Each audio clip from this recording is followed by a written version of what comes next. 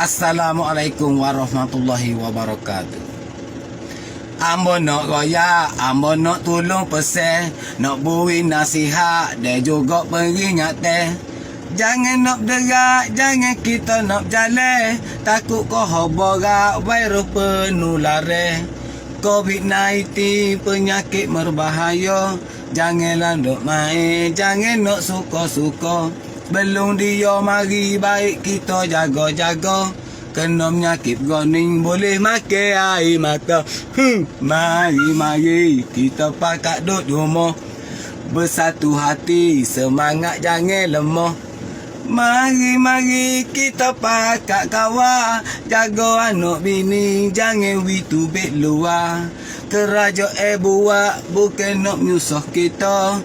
Usaha nak sekat, tak sewi ngebok rata. TV duduk royak, surat khabar duduk cerita. Learning kau berat, tak ada lagi nak reda. Mari kita pakat duduk rumah. Bersatu hati, semangat jangan lemah. Mari kita pakat jual. Dengan anak bini duduk rumah dia. KKM persen nak jaga lagu mana. Kerek basuh tangan selepas kita pergi benda. Kecek dengan orang biar jarak 1 meter. Pakai menutup hidung cuma pulak sanitizer. Mari kita pakat duduk rumah. Bersatu hati, semangat jangan lemah. Mari kita pakat jual. PKPD kita jangan lawan.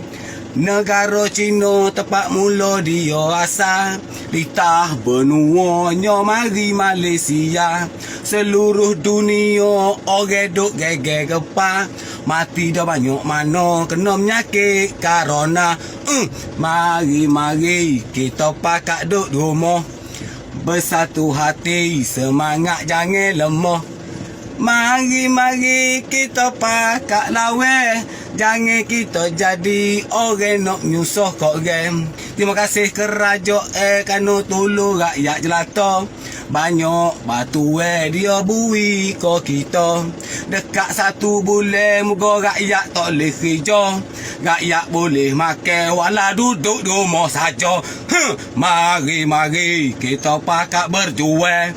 Mari kita pakat duduk rumah.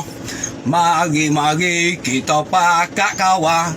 Mari kita pakat duduk rumah. Okey, terima kasih.